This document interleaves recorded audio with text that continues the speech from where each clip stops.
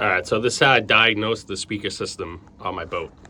So, first things first, you're gonna wanna take the old speakers out. So mine were in this kind of cabin-like type area. There's normally gonna be 2 wires connected to each speaker. There was 4 screws that I pretty much just took off, pulled the whole speaker out. Now after I get these wires, you pretty much just wanna follow where each wire goes to. So I got this hatch open right here. These wires are the ones for the lights right here and right there.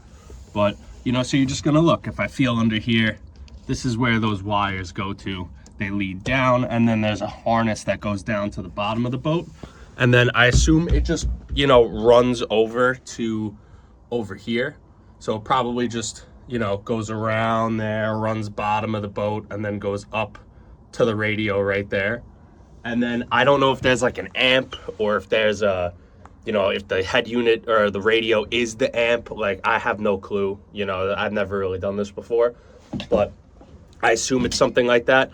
A good thing is if you don't have like a multimeter or like something to test if the speakers work. If one of them works, take a speaker off from a side that's not working.